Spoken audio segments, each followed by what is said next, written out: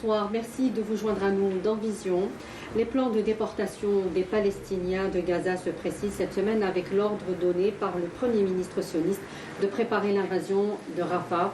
Rafah, c'est 35 km² où s'entassent aujourd'hui plus d'1,5 million de Gazaouis, fuyant les bombardements de l'armée d'occupation et les combats avec la résistance palestinienne. L'Égypte vient de consolider sa frontière avec un mur en béton et en envoyant une quarantaine de chars et de blindés dans le nord-est du Sinaï.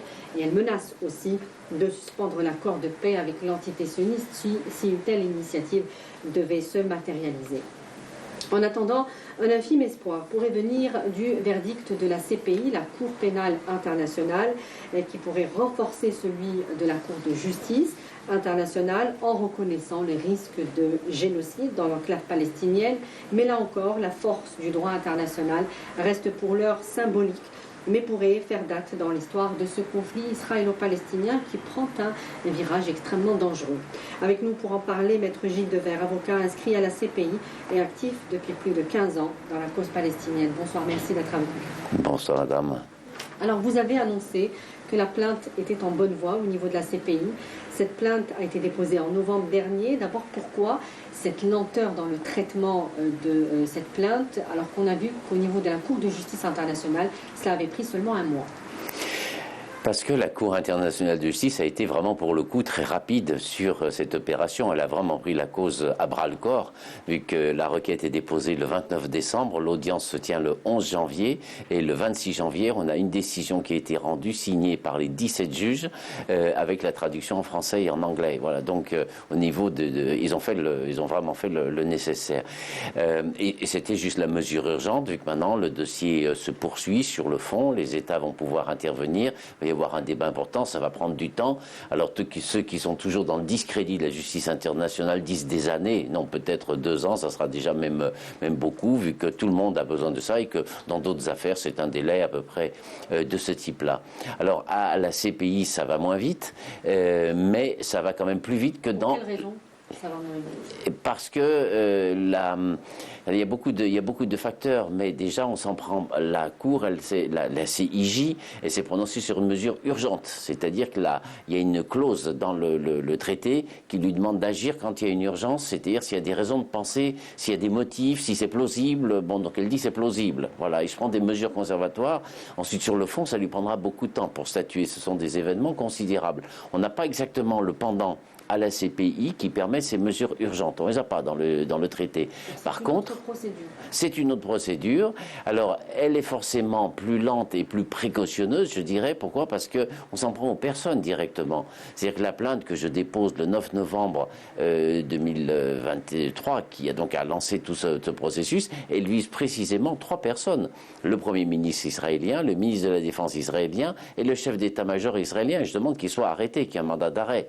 Donc, évidemment, qu'il y a une différence pour des juges entre lancer un mandat d'arrêt contre quelqu'un et puis dire arrêtez les bombardements, prenez des mesures de précaution. C'est pas le même jeu. Maintenant, ce que je veux dire aussi, c'est que vis-à-vis d'autres dossiers, vous avez rappelé que je suis ces affaires à la CPI depuis maintenant 15 ans, et là je le dis clairement, c'est la première fois que le bureau du procureur enquête avec cette solidité et cette rapidité. C'est quelque chose qu'on n'a jamais eu jusqu'à maintenant. Et les autres procureurs ne faisaient rien. Ils faisaient rien. Ils attendaient que ça soit fini. Ensuite, c'est le Conseil des droits de l'homme qui va faire une enquête. Le Conseil des droits de l'homme, c'est pas la CPI. Ça arrivait 2 ans plus tard. Là, il a accepté notre première demande qui est une enquête approfondie dès maintenant sur le génocide.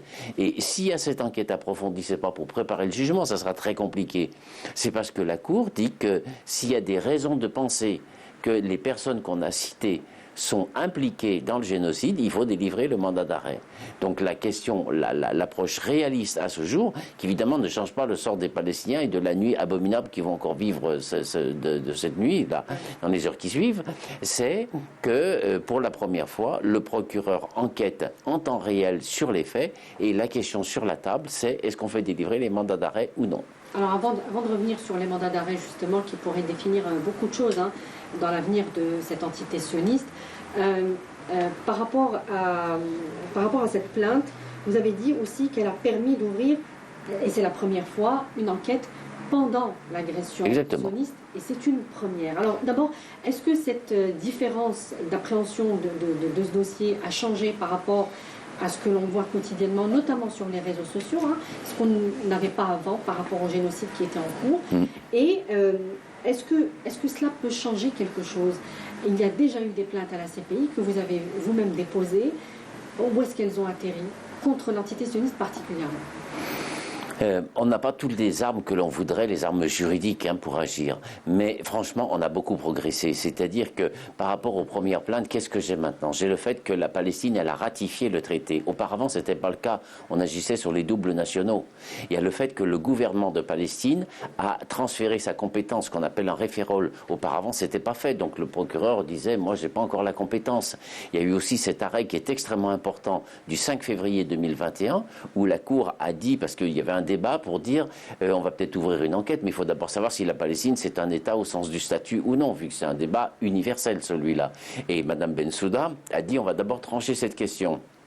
C'est pas elle qui l'a tranché, ce sont les juges de la Cour, et ils rendent l'arrêt du 5 février 2021 après un an de bataille, de procédure, d'argumentaire, de contre-argumentaire pour dire la Palestine est un État, c'est-à-dire que ça a été jugé. C'est un État, pourquoi? Parce qu'il y a un peuple souverain sur son territoire.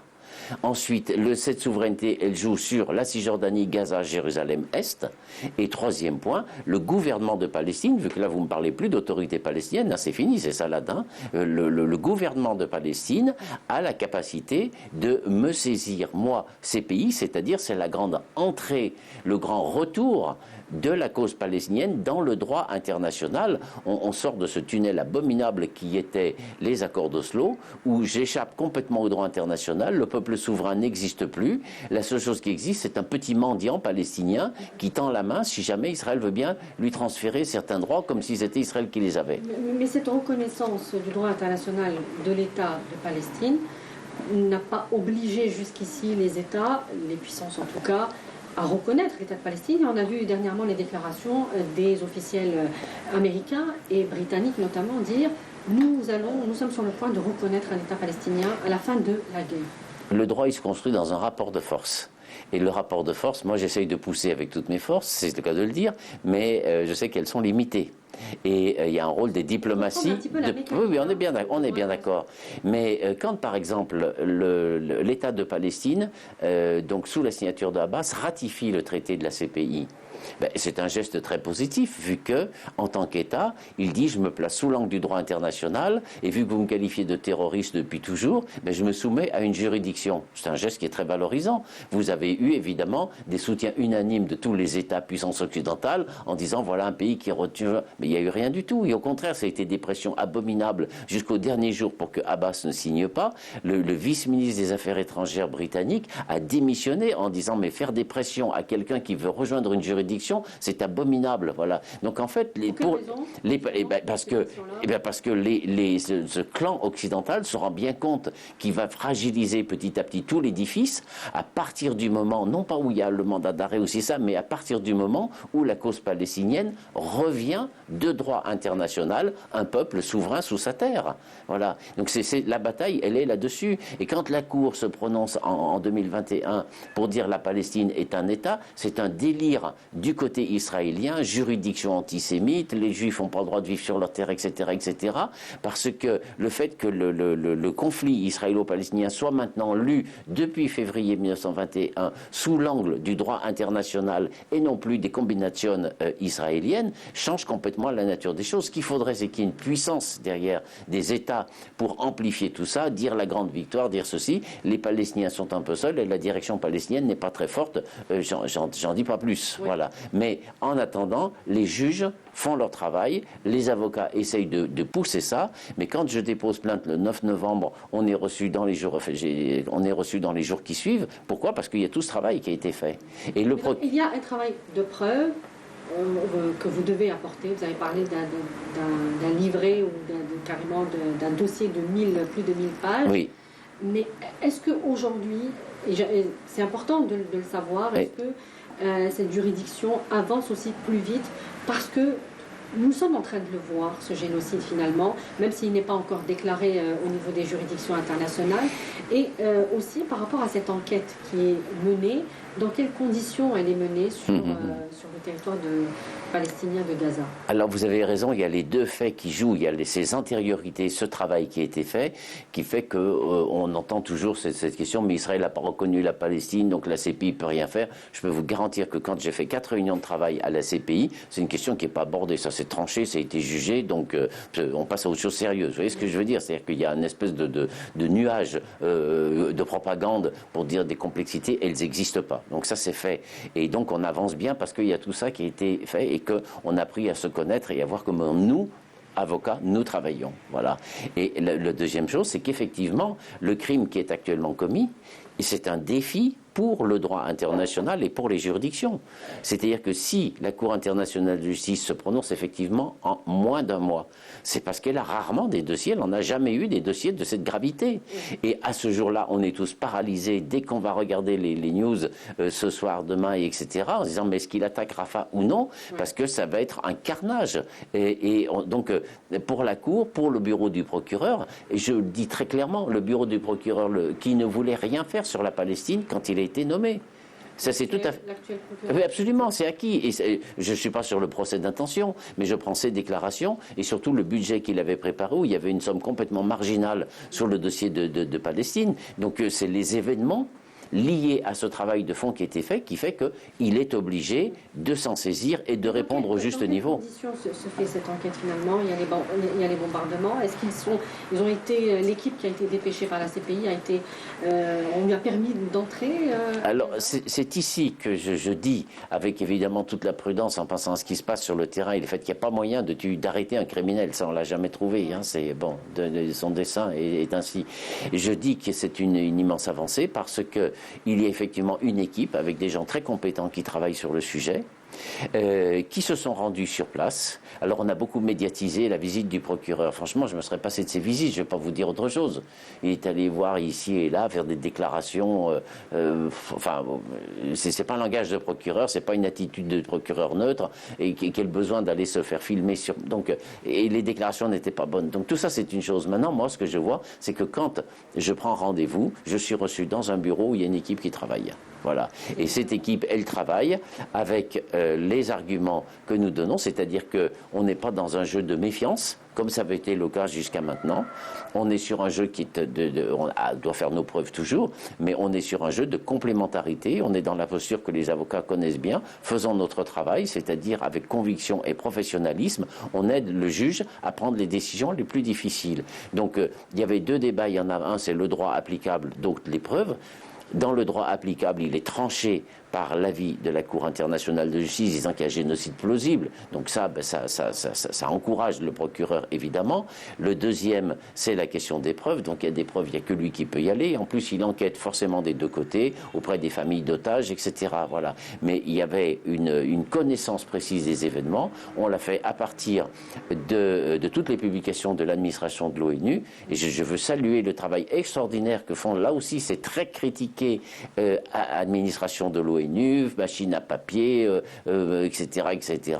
Elles font un travail extraordinaire. C'est la vigie, c'est-à-dire qu'Israël a éliminé la presse, a refusé les commissions d'antenne internationales. Il y a une chose qu'ils ne peuvent pas éliminer, c'est que sur place, il y a des fonctionnaires qui se lèvent le matin et qui font leur travail et qui disent ça, c'est comme cela, c'est comme cela. On a vu comment l'entité sioniste a traité immédiatement. Oui, immédiatement. Se débarrasser de témoins. Évidemment. C'est pour ça qu'on voit bien à quel point ça les gêne, cela. Ouais. Voilà. Donc, alors, tout de même, selon des experts, les objections des États membres de l'Union européenne pourraient permettre de contester la compétence de la Cour pénale internationale à l'égard de la Palestine, notamment devant la Chambre d'appel. Un veto pourrait même être brandi et priver la CPI, financée par les contributions donc, des États membres, des ressources nécessaires. Le papier permet de le faire, c'est-à-dire qu'effectivement le Conseil de sécurité peut prendre une décision pour suspendre pour 1 an une procédure, c'est tout, c'est juste une suspension pour 1 an. C'est beaucoup trop, mais c'est comme cela, c'est dans le statut. Eh bien, je leur dis, faites-le, si c'est que ça. Parce qu'au bout d'un moment, les Palestiniens, ils vivent le crime. Et le monde entier le voit. Et on a besoin, dans une société, de l'humanité. c'est-à-dire que vous n'êtes pas spécialiste de droit international, vous n'êtes pas spécialiste de langue anglaise, vous n'êtes pas spécialiste de cela, mais vous voyez que aujourd'hui, on est à 18 heures, demain matin, on aura le bilan va dire qu'il y a eu 150 morts, c'est 70 enfants dont on va tuer. Donc le monde entier le voit. Et est-ce que le monde peut vivre sans l'apport juridique en bafouant cela? Donc les pays occidentaux, moi j'attends de voir si vraiment, qu'est-ce qu'il y a entre ces déclarations de pseudo-experts et la réalité de ce qu'il y aura. Mais en tout cas, ces institutions et les pays savent que s'ils lâchent la bride sur ce plan-là et qu'ils baissent, ils peuvent le faire. Ils ont le pouvoir, ils ont l'argent, ils dominent. L'addition sera extrêmement élevée. C'est-à-dire que ça pourrait ouvrir d'autres... Ça en ouvrira d'autres, où effectivement, il n'y aura plus moyen de... Donc pourquoi dire à l'un, pourquoi ne pas dire à l'autre? Eh bien, c'est à nous. Et donc là, je reconnais notre travail d'avocat, qui est de dire, nous, il y a un principe sur lequel on ne dérogera jamais, c'est le principe d'égalité des êtres humains. Et je suis très content d'être à la CPI, parce que c'est le seul endroit où, grâce à la reconnaissance comme État, et quand je vois qu'on est reçu par le bureau des victimes, un Palestinien illégal à toute autre personne. Je ne vois pas d'autres endroits. L'entité sioniste ne reconnaît pas la CPI. Oui. Elle n'est pas membre de la CPI, de même que les États-Unis, d'ailleurs, Oui. qui délégitiment complètement l'action de la CPI. Et la CPI, la Cour pénale internationale, n'a pas de force ou de pouvoir d'exécution. Alors, quels seraient finalement les effets du verdict, d'un verdict même très favorable aux Palestiniens actuellement? C'est un mouvement d'ensemble, c'est-à-dire qu'il ne faut pas voir le sujet comme une pièce qui serait dans l'obscurité et tout d'un coup j'appuie sur le bouton et hop là tout est éclairé et tout est merveilleux dans la lumière. C'est un processus qui s'enclenche. Ce processus, la première donnée que je vous ai dit, c'est que faire sortir la question palestinienne des accords d'Oslo, où le peuple palestinien était privé de la protection du droit international, donc à ce jour, il faut dire, c'est le grand retour du droit palestinien, c'est le grand retour du peuple palestinien souverain sur sa terre, qui retrouve tous les outils du droit international. De vous interrompre, mais là où on pourrait croire que le droit international est en train d'être complètement phagocyté avec les horreurs que l'on voit tous les jours, vous affirmez le contraire. Absolument. C'est-à-dire que moi j'ai l'œil d'un architecte et quand je vois une maison, bien, je me dis tiens c'est joli, je m'intéresse à la décoration, la lumière, et lui il voit pas ça, ce qu'il voit c'est la structure du bâtiment. Moi je vois la structure. La structure c'est que c'est le grand retour du peuple palestinien dans la maison du droit international et il en reçoit toute la protection et il sort de ce jeu mortifère qui étaient les accords d'Oslo. Donc ça c'est tout à fait important. La deuxième chose c'est qu'il y a des décisions de justice qui sont rendues. Alors on me dit mais Israël ne les a jamais respectées. Mais je dis il n'y en a jamais eu de décision de justice. On ne va pas confondre une résolution du Conseil de sécurité qui est rédigée par qui on le sait dans les conditions qu'on sait avec une décision du Conseil de sécurité, c'est la plus haute d'accord, mais c'est une instance politique. C'est-à-dire que moi je regrette, on a beaucoup travaillé et maintenant on obtient des mandats, pas des mandats, j'espère qu'on aura bientôt un mandat d'arrêt, mais on obtient des mandats du peuple palestinien. Le mémoire de preuve, je l'ai déposé au nom de 40 syndicats et associations professionnelles. C'est-à-dire que c'est la réalité de la vie palestinienne qui s'adresse à la Cour. Le syndicat des pêcheurs, des agriculteurs, des enseignants disent on n'en peut plus, voilà, les hôpitaux nous donnent mandat. Donc c'est cette réalité des Palestiniens qui se saisissent du droit, on la vit et c'est un processus qui se met en place. Mais il ne s'arrête pas à la question de génocide. Et le génocide, il nous a été imposé par des événements terribles. Voilà. Très clairement, ces plaintes, que ce soit celle de l'Afrique du Sud ou celle que vous avez déposée avec un collectif d'avocats algériens donc à la CPI, n'auront pas d'effet sur le cours des événements actuels. C'est un processus beaucoup plus lent et beaucoup plus long. Alors, qui aura peut-être un résultat sur la reconnaissance, des droits des Palestiniens in fine. Alors, sur le long terme, j'en suis absolument persuadé. Oui. Sur le court terme, je resterai quand même plus optimiste que cela. C'est-à-dire que je pense que si nous obtenons les mandats d'arrêt, le club occidental sera obligé d'en tenir compte. Alors, justement, on va en parler. Ces mandats d'arrêt, s'ils sont obtenus, contre d'abord Benjamin Netanyahou, c'est le personnage principal de ce génocide, finalement, contre les Palestiniens. Qu'est-ce qu'il représenterait pour l'entité sioniste actuellement? On pourrait d'ailleurs comprendre pourquoi aujourd'hui l'entité sioniste va aussi loin et il joue sa survie finalement. Parce que est-ce que ces mandats d'arrêt internationaux pourraient être symboliquement destructeurs pour l'entité sioniste? Ils vont l'être, vu qu'il y aura plusieurs choses. La première, c'est qu'un mandat d'arrêt, c'est un mandat d'arrêt quand même. Bon, donc on peut dire, mais moi je ne respecte pas, mais simplement tu ne pourras plus bouger. Ou alors il faudra choisir les États où tu veux. Mais par exemple, venir à Paris, ça sera fini. Bon, par exemple, venir en Europe, ça sera fini. La France est un allié de... Et oui, mais la France, elle est membre de la CPI, elle est obligée d'exécuter le mandat d'arrêt. Oui. Donc il faudra aller uniquement dans les pays qui n'ont pas ratifié la CPI. Donc tout ce qui est les voyages en Europe, c'est fini. Et dans un pays africain sur deux, c'est fini également. Voilà, donc il faut quand même ça bien le mesurer. Ensuite, le mandat d'arrêt, il y a une motivation. Donc la Cour, elle va rendre un arrêt, c'est-à-dire que ce n'est pas le procureur, hein, c'est la Cour qui tranchera le mandat d'arrêt. Ce sera un document qui va faire une vingtaine de pages, où on va dire comment, elle va expliquer pourquoi il y a. Et elle va donner les preuves et elle va expliquer tout ça. Donc c'est jugé. Et est-ce que des pays comme la France, qui sont membres permanents du Conseil de sécurité, peut dire mais je me contrefiche de ce que dit la Cour internationale de justice et de ce que dit la CPI? C'est strictement impossible. Les États-Unis le disent, les États-Unis, c'est le pire exemple que l'on soit, vu qu'on sait très bien. C'est un membre permanent du Conseil de sécurité. Absolument, c'est un membre permanent de.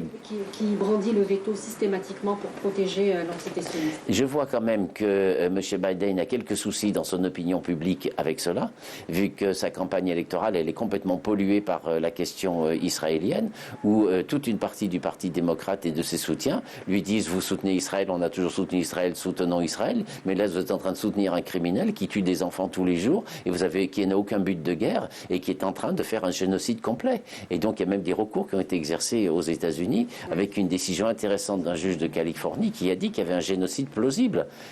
Donc on va bien voir jusqu'où ira l'administration Biden sur ce plan. Mais il faut qu'ils comprennent une chose, c'est que nous, on est lancé sur un plan. Le génocide, il est imposé d'abord au peuple palestinien, mais il est imposé sur ce calendrier. Parce qu'on avait des projets qui sont en cours, qui vont bientôt reprendre. Dès que l'on peut, je l'annonce, on va déposer une plainte pour la colonisation de Jérusalem. C'est-à-dire qu'il y a un plan juridique d'ensemble qui se met en place. Pourquoi Jérusalem? Parce que Jérusalem, c'est la capitale, donc c'est la mère des batailles. Et vis-à-vis de la Cour, on n'a plus du tout les mêmes problèmes. Parce que vous enquêtez sur un génocide qui aura duré pendant 5 mois, avec un bilan humain effrayant, il va falloir retracer la vie de chaque victime, la famine, toutes ces questions, alors qu'il y a plus... Tout est... Mais quand vous faites Jérusalem, tout est très simple. Vu que la Cour s'est déjà prononcée au mois de février 2021 disant que Jérusalem fait partie de la souveraineté palestinienne, donc le débat juridique il est déjà pratiquement clos avant de déposer la plainte. Même le Conseil de sécurité a dit qu'il ne reconnaissait pas l'annexion. Et ensuite au niveau des preuves, il n'y a pas besoin de faire une enquête pendant 3 ans pour retrouver ce qui se passe. Il suffit de lire les textes officiels. Et à l'occasion de cette plainte sur Jérusalem, on va faire juger le droit au retour, c'est-à-dire les victimes de la Nakba, c'est-à-dire 700 000 personnes et plus de 4 millions à ce jour, parce qu'ils n'ont pas le droit de revenir. Et on a de la jurisprudence qui dit que le droit au retour, il dure tant que vous n'avez pas pu retourner. Et on a des jurisprudences solides du tribunal pour l'ex-Yougoslavie, de la Cour européenne des droits de l'homme, sur des affaires où les gens voulaient rentrer chez eux 20 ans après, on leur dit mais c'est fini. Non, tant que tu ne peux pas rentrer, ça dure. Donc je vous annonce qu'on aura la plainte de 5 millions de Palestiniens pour appuyer la procédure de Jérusalem. Et pour les colonies de Cisjordanie? Pour les colonies de Cisjordanie, 700 000 aujourd'hui. Absolument. Et il y aurait certainement des choses à faire sur le plan pénal, mais je pense que si la Cour veut s'occuper du dossier de génocide, elle aura déjà bien de quoi faire. Par contre, j'espère qu'on va obtenir les mandats d'agir de la part du gouvernement de Palestine pour aller devant le tribunal de l'Union européenne, qui pour le coup est extrêmement efficace, et où les Palestiniens vont bénéficier de quoi? Des jurisprudences que nous avons obtenues pour le peuple sahraoui avec le Front Polisario, en disant qu'il y a 2 territoires distincts et séparés, et que on ne s'en prend pas à Israël. Moi, j'ai jamais fait une ligne contre Israël, je m'intéresse aux territoires occupés. Oui. Les territoires occupés, ils sont sous souveraineté palestinienne. Et donc, toute la jurisprudence rendue pour les Sahraouis, elle va jouer exactement pour les Palestiniens. Donc, le jour où les dirigeants palestiniens voudront bien défendre vraiment leurs droits au lieu d'avoir des incantations et puis de dire le droit est méchant contre nous, il ne fait rien, donnez-nous le mandat. Donnez-nous le mandat. Vous allez voir, on a réussi à faire ouvrir l'enquête pour la CPI. J'espère qu'on obtiendra les mandats d'arrêt et on est capable d'obtenir la condamnation de toute tractation européenne sur l'ensemble des colonies. C'est-à-dire les entreprises s'en vont, les doubles nationalités ne peuvent plus y vivre et l'opprobre total vis-à-vis du gouvernement avec l'obligation de prendre des mesures parce que la Cour de justice de l'Union européenne elle s'est déjà prononcée sur 10 cas d'occupation militaire qui sont les partenaires de l'Europe, à commencer par Chypre, comme la Transnistrie, la Moldavie et d'autres. Est-ce qu'il peut y avoir un dossier aussi contre les personnes, en tout cas en France, elles sont au nombre de 4000, qui sont allées combattre aux côtés de l'armée d'occupation sioniste contre les... Alors Oui, oui, c'est entièrement fondé, vu que dès qu'un Français commet un crime à l'étranger, comme si je commets un crime ce soir à Alger, le lendemain, le procureur de Paris va ouvrir une enquête. Bon, donc ça, c'est absolument certain. Moi, simplement, je ne mets pas trop l'accent sur ce dossier pour le moment. Pourquoi? Parce que le parquet est sous les ordres du ministre de la Justice. Hein, ça, c'est pas un scoop, c'est la réalité. Et hélas, pour le moment, le gouvernement français est encore dans des analyses complètement décalées, qu'Israël a droit à la légitime défense. Justement, alors que... il y a cette lecture occidentale du droit international. Oui. C'est compliqué aujourd'hui de faire valoir la force du droit tel qu'il est, alors que vous avez des puissances qui... Mais madame, on est à Alger. On est à Alger. Ça fait jamais que 130 ans. La France, elle s'est bien trompée pendant 132 ans avant de faire les valises et de partir. Ouais. Qu'est-ce qu'elle était venue faire à Alger? Alors elle venait avec sa culture, avec sa superbe, avec ses qualités administratives, avec ceci, en expliquant au petit peuple de Bougnoul, tu vas faire ça, puis tu vas m'obéir et compagnie. Mais le petit peuple de Bougnoul, lui, il avait un cerveau qui était branché. Et donc, vos grands aïeuls, ils ont dit, peut-être que j'ai pas fait les facs, peut-être que je connais pas le droit international, mais je sais ce que c'est que la conscience d'un peuple. Moi, je vois que les puissances occidentales, elles n'apprennent pas. Donc, qu'est-ce que l'on trouve maintenant? On trouve une même réalité qui ne comprend pas que la Palestine, c'est un problème de l'occupation et que le seul moyen d'établir la paix, c'est que l'occupant, il dégage, qu'il rentre chez lui. Voilà, il n'y a pas d'autre solution. Donc, en fait, Paris, actuellement, ne reconnaît pas le génocide, ne reconnaît pas l'occupation, comme Paris, encore en 1961, ne reconnaissait pas la réalité évidente qu'il fallait partir. Quand vous avez l'ambassadeur de l'entité sioniste à l'Union européenne qui menace de recourir lui aussi à la CPI pour porter plainte contre le Hamas. Qui viennent, je n'attends que ça. Mais je lui dirai simplement deux choses. La première, c'est que comme avocat, nous sommes pour le contradictoire. Et vous savez que je suis avocat du Front Polisario, à quel point le Front Polisario est légaliste. Et quand il y a un procès, on nous fait l'honneur, comme pour le dernier, de nous mettre face à nous le Conseil, la Commission, la France, l'Allemagne, la Belgique, l'Espagne, le Portugal, plus des grands syndicats, chacun avec sa bardée d'avocats. Nous aimons le contradictoire. Donc qu'ils viennent, parce que la justice, c'est les deux plateaux de la balance et ça sera bien mieux. Mais par contre, il y a une petite chose là-dedans, c'est que s'il vient, il faut qu'il accepte la règle du jeu. Moi, je veux bien faire un match de boxe ou un match de foot, mais il faut qu'on ait la même règle du jeu. Donc la règle du jeu, c'est d'adhérer à la CPI, de reconnaître que la Palestine est un État, de dire que toutes les législations israéliennes qui réécrivent le droit international en disant la 4e convention ne joue pas, la 3e convention ne joue pas, l'occupation militaire ne joue pas, mais il faut réintégrer tout ça, et à ce moment-là, on pourra débattre. J'ai pas de problème avec. Eh bien oui, c'est pour ça que je reviens à cette observation qu'on faisait tout à l'heure. Immédiatement, j'espère que toutes ces mesures, même si elles peuvent sauver une vie, ça vaut la peine de le faire. Mais fondamentalement, c'est un travail d'ampleur qui va nous occuper des années, qui est de rétablir la question internationale, sur la question palestinienne, sur les bases du droit international, que ce soit à La Haye, à Bruxelles, à Luxembourg, et de dire que le même droit pour tous. Vraiment un dernier mot, et je pense qu'il est important de le faire, autour de la dimension humaine, de l'humanité tout simplement aujourd'hui. Beaucoup se sentent menacés justement du fait que le droit international ait si peu d'effet en fait, sur les événements en cours. Est-ce que vous, en tant qu'avocat, spécialiste des questions justement du droit international, vous y voyez cette dimension de l'humanité qui va prendre le dessus, j'ai envie de dire, dans ces dossiers politiques où il y a des intérêts économiques, etc., et commerciaux.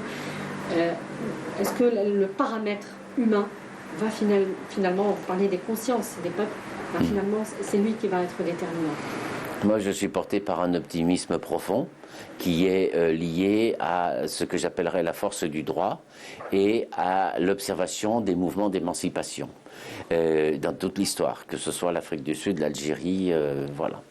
Et en bout de course, c'est le faible, celui qui est opprimé, celui qui est bafoué, qui l'emporte, et le plus puissant qui part une main devant, une main derrière. Donc ça, c'est une réalité. Maintenant, je sais que le droit, il n'est pas donné comme une pluie divine qui vient. C'est un rapport de force qu'il faut construire, c'est de la conviction. C'est pour ça que je suis très heureux d'être à Alger, où on parle avec les avocats, on parle avec les journalistes aussi, à l'opinion par leur intermédiaire, parce que c'est quelque chose qui est à construire, c'est quelque chose qui se fait. On travaille travaille main dans la main avec les Palestiniens. Quand je reçois un mandat des Palestiniens, je ne dis pas un mandat de plus, je me dis c'est un Palestinien qui rentre dans le jeu international. Et donc c'est ce travail fondamental, on est intraitable sur l'égalité humaine. Et je pense que les gens commencent à se dire, effectivement, les Palestiniens, ça sortait un peu de l'agenda, qu'est-ce que c'est que ça, on n'a qu'à leur donner des sous, et puis et maintenant ils se rendent compte, non, il y a un peuple, mais il faut aussi ramener à ça. C'est pour ça que sortir d'Oslo, c'était indispensable. La question, c'est les peuples. Et la base, c'est la charte de l'ONU qui dit que la paix dans le monde, c'est la coexistence des peuples. Donc, est-ce qu'il y a un peuple palestinien? Oui, il y a un peuple palestinien, donc il a le droit de vivre sur sa terre. Voilà. Et donc, il faut défendre cette vision collective. Bien, toutes les personnes sont bienvenues, tous les leaders politiques sont attendus à ce rendez-vous, et le droit aide à clarifier les options, à dire à une personne, même si tu es le plus puissant, même si tu es le plus riche, même si tu as les meilleures armes, tu as tort. Parce que moi, le petit, je te dis que tu as tort, mais ensuite, il faut qu'on ait ce grand mouvement mondial qui s'organise. J'appellerais ça un grand retour des non-alignés sur le principe de l'égalité. Maître Gilles Devers, je vous remercie. Je rappelle que vous êtes avocat inscrit à la CPI et actif depuis plus de 15 ans dans cette cause palestinienne et dans les causes justes en général. Merci beaucoup. Merci à vous. Et merci à vous de nous avoir suivis ce soir. Je vous souhaite une excellente suite des programmes sur notre chaîne. Merci.